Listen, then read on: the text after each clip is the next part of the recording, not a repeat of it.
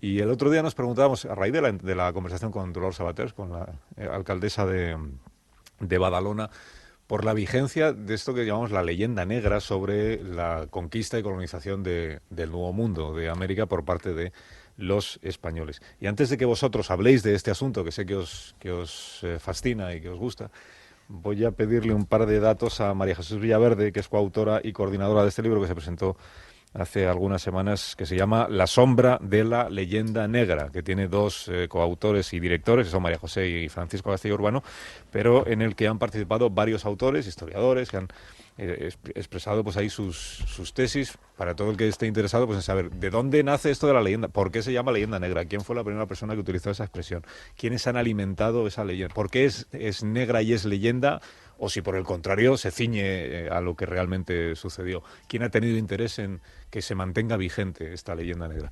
María Jesús Villaverde, muy buenos días. Hola, buenos días. ¿Qué tal? ¿Cómo está? Gracias por atendernos en Gracias a ustedes. esta mañana de fiesta.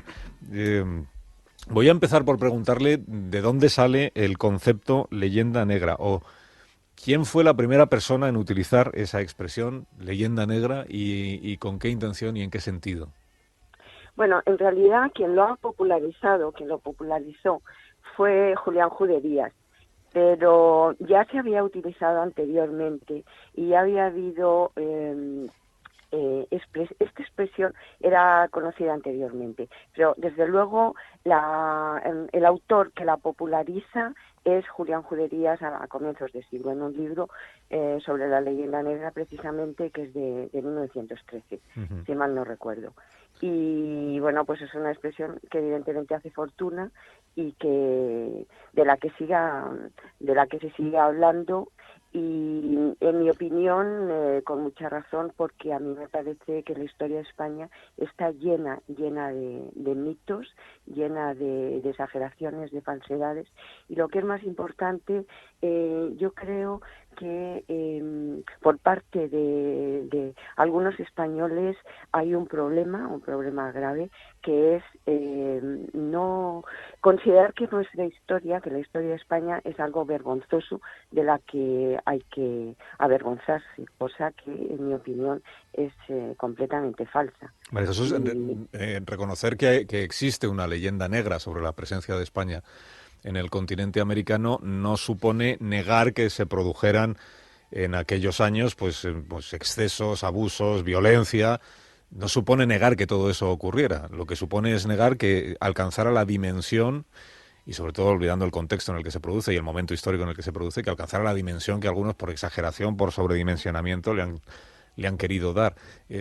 Por interés fundamentalmente de quién. ¿Quién alimenta la leyenda negra? ¿Son los países rivales del nuestro y las coronas rivales de la nuestra las que más interés tienen en que se transmita esta idea de la España atrasada, violenta, que va por el mundo acabando con la civilización?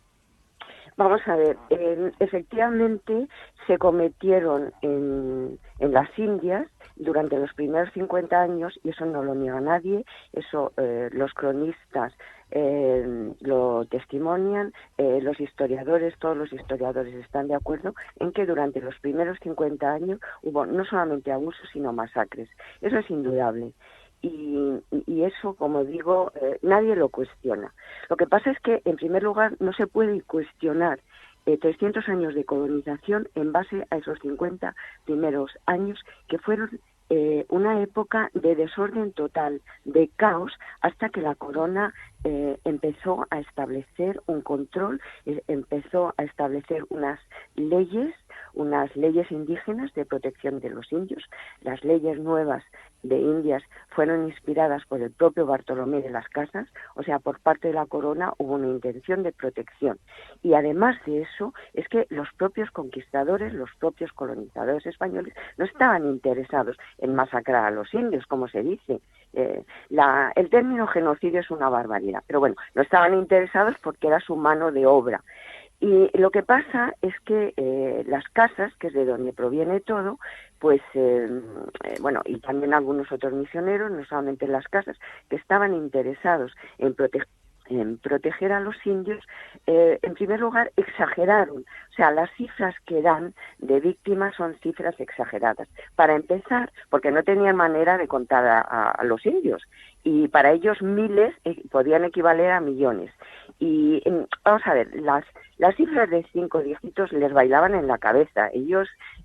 Para ellos muchos podían ser miles, millones, etcétera, etcétera.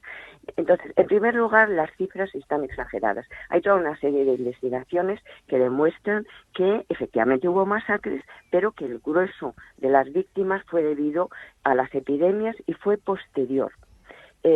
Después, evidentemente, como decía, la base, la fuente de la leyenda negra se puede decir que está en las casas, fundamentalmente en las casas, no solo en él, pero fundamentalmente. Entonces, ¿qué ocurre? Pues que con su buena voluntad de proteger a los indios, exagera, dice que ha visto cosas, que es testigo de acciones que no ha visto, y esa propaganda antiespañola va a ser aprovechada, bueno, eso va a dar pie a una propaganda antiespañola. ¿Por qué? Vamos a ver, en primer lugar, todos los países han tenido una propaganda contraria.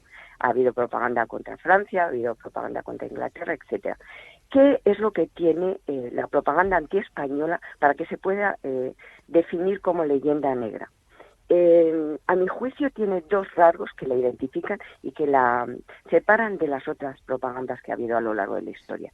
Por una parte, es una propaganda que persiste a lo largo de los siglos, y por otra parte, es decir, no es puntual, no se critica o no se denuncia hechos concretos, sino que persiste la crítica al carácter español como tal, como digo, no a acciones puntuales, sino al carácter español, a la crueldad, a la barbarie, a la, a la ociosidad, a los vagos, a los brutales. Bueno, eso por una parte, y después tiene un carácter racista.